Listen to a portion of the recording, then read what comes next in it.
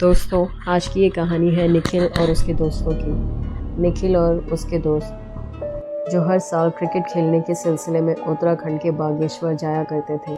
बागेश्वर में पहाड़ी बच्चों के लिए क्रिकेट टूर्नामेंट ऑर्गेनाइज़ किए जाते हैं और उन्हीं टूर्नामेंट के सिलसिले में निखिल और उसके दोस्त वहाँ जाया करते थे। वैसे तो वो हर साल वहाँ जाया करते थे, लेकिन इस बार का अनुभव उनके लिए कुछ अलग ही था। तो आइए जानने की कोशिश करते हैं कि इस बार उनका ये अनुभव अलग कैसे था।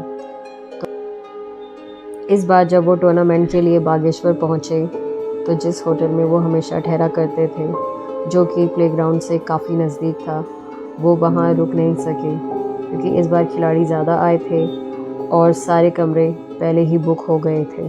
लेकिन सैलानी ज़्यादा होने के कारण इस बार उन्हें वहाँ कोई होटल भी नहीं मिल पा रहा था।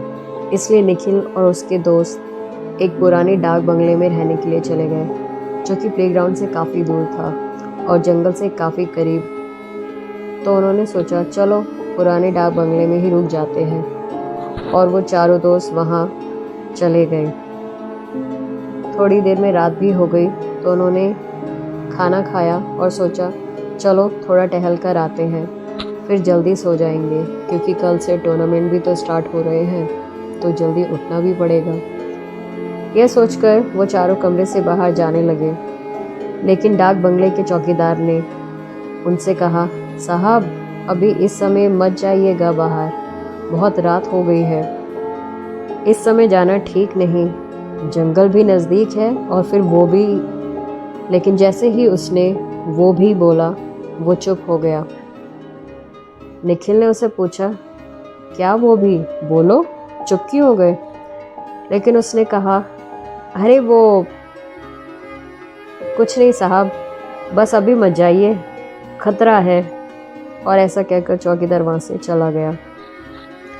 फिर उसके दोस्तों ने कहा, अरे चल यार छोड़ निखिल, आज वैसे भी ट्रैवल करके काफ़ी टायर्ड हो गए हैं, कल से चलेंगे वॉक पे, आज सो ही जाते हैं। निखिल ने कहा, ठीक है यार, जैसी तुम्हारी मर्जी, as you wish, good night guys.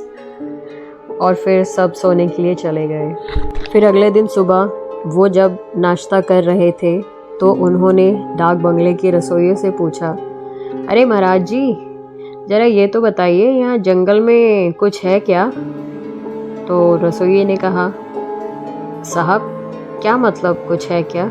मुझे समझ नहीं आया आप क्या कहना चाह रहे हो।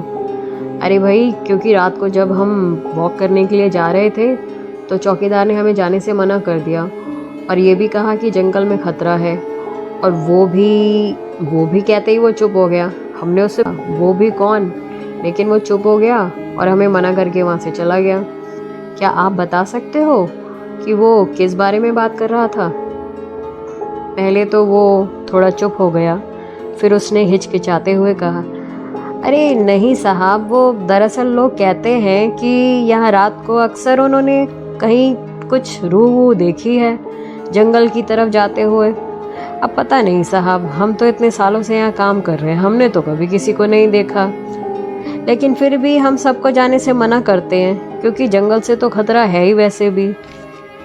फिर निखिल ने और उसके फ्रेंड्स ने कहा, ठीक है, और ब्रेकफास्ट ख़त्म होते ही वो अपनी कार से प्लेग्राउंड की तरफ चले गए। शाम को जब वो वापस लौटे तो फिर कुछ देर आराम करने के बाद वो डिनर करने चले गए।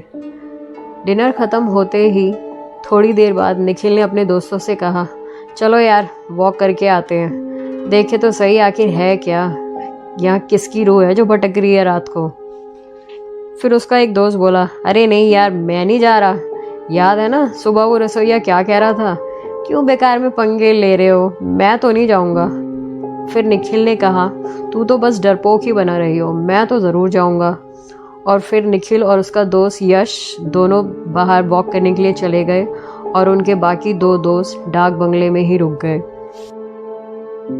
बाहर काफ़ी अच्छा मौसम हो रहा था, अंधेरी रात तो थी और उसके साथ मंद मंद हवा भी चल रही थी और हल्की सी ठंड भी हो रही थी। निखिल और यश बातें करते करते डाक बंगले से काफ़ी दूर निकल गए। वो चलते जा रहे थे, अचानक उन्हें ऐसा लगा कि कोई उनका पीछा कर रहा है या उनके साथ पीछे पीछे चल रहा है। लेकिन फिर भी वो आगे बढ़ते गए और फिर उन्हें लगा कि कोई तो है, और वो अचानक रुक गए। जैसे ही वो रुके वैसे ही उनको वो आवाज़ आना भी बंद हो गई और फिर उन्होंने मुड़कर देखा, मगर उन्हें कोई दिखाई नहीं दिया। फिर दोनों ने कहा, हो सकता है हवा काफ़ी चल रही है, रात भी हो रही है, इसलिए हमें ऐसा लग रहा हो कि कोई हमारा पीछा कर रहा है। फिर यश ने कहा, छोड़ यार, काफ़ी देर हो गई है, वापस चलते हैं, हम काफ़ी दूर भी निकल आए हैं। निखिल ने कहा, ठीक है यार, चलते हैं। फिर वो डाक बंगले वापस आ गए और सोने चले गए। अगले दिन वो ब्रेकफास्ट करके मैच खेलने चले गए और फिर शाम को लौट आए। रात को फिर से डिनर करने के बाद निखिल और यश वॉक करने को चले गए तो उन्होंने अपने बाकी दोस्तों को कहा, अरे चलो यार, वहाँ कुछ नहीं है, हम दोनों कल गए थे रात को, कुछ भी नहीं हुआ, चलो आज तो चलो डरपोको। लेकिन उन दोनों ने ही मना कर दिया, नहीं भाई नहीं, हम डरपोक ही सही है, हमें नहीं पड़ना किसी मुसीबत में। और निखिल और यश दोनों वॉक करने के लिए चले गए और फिर वो बातें करते हुए आगे बढ़ते जा रहे थे तो थोड़ी देर चलने के बाद उन्हें फिर किसी के चलने की आवाज़ सुनाई दी। उन्हें लगा कि कोई तो है जो हमारे पीछे है। उन दोनों ने एक दूसरे को देखा और आगे चलते रहे, मगर वो आवाज़ें बंद नहीं हुई।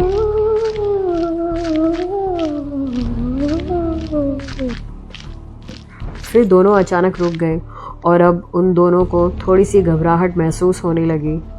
फिर उन दोनों ने एक दूसरे को इशारा किया और कहा, एक साथ मुड़कर देखते हैं। और जैसे ही दोनों ने मुड़कर देखा तो उन दोनों के होश उड़ गए।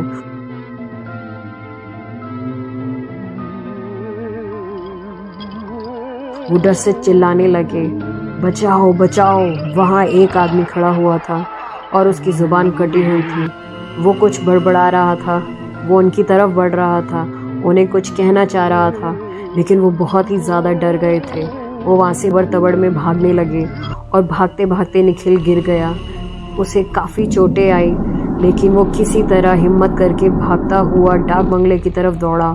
और फिर निखिल और यश की आवाज़ सुनकर चौकीदार और रसोइये और उसके बाकी दोस्त सब उठकर आ गए।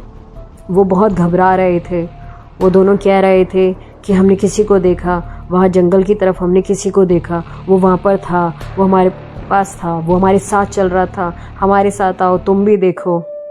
फिर चौकीदार ने कहा, साहब, हम इसलिए आपको वहाँ जाने से मना कर रहे थे, लेकिन आपने हमारी बात नहीं मानी। हमने आपको बार बार मना किया, लेकिन आप सुन ही नहीं रहे थे।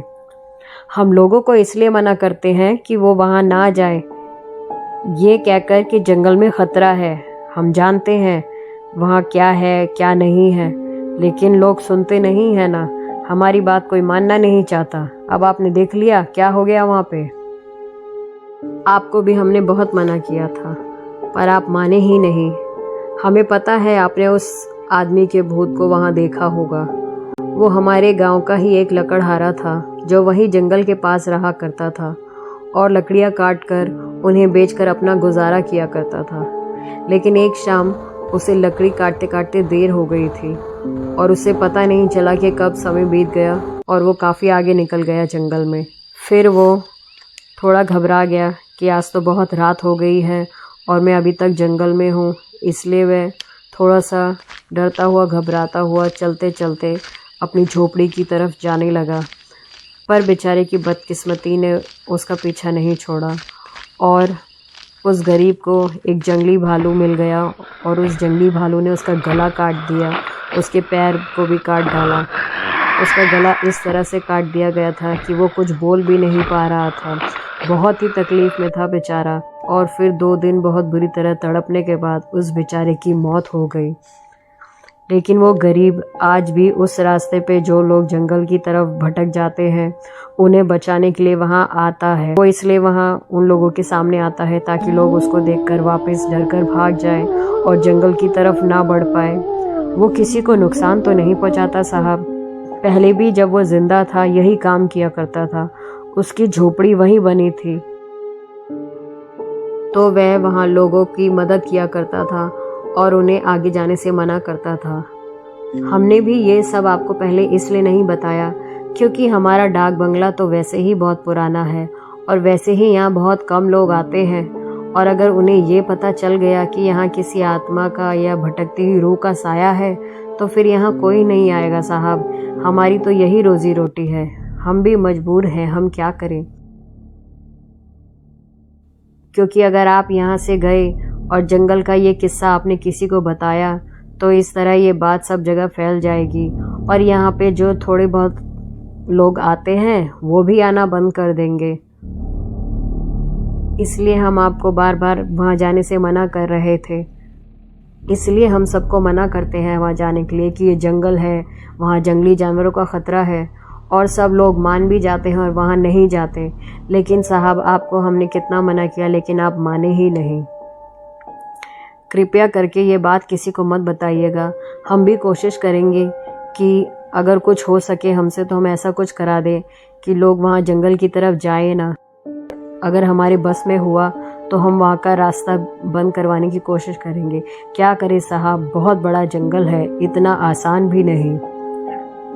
आप लोग तो शहरी लोग हैं, हम यहाँ गांव में रहते हैं, हमारे लिए रोज़ी रोटी कमाना बहुत मुश्किल है। फिर निखिल ने कहा, नहीं आपकी गलती नहीं, ये मेरी ही गलती है। मैं ही हमेशा से ऐसा ही हूँ। जब भी मुझे किसी काम को करने के लिए मना किया जाता है मैं वो ज़रूर करता हूँ। मेरे घर वाले भी मेरी इस आदत से बहुत परेशान हैं। मैं माफ़ी चाहता हूँ, मैंने आपकी बात नहीं मानी। अगर मान ली होती तो आज मुझे इतनी चोटें नहीं लगती।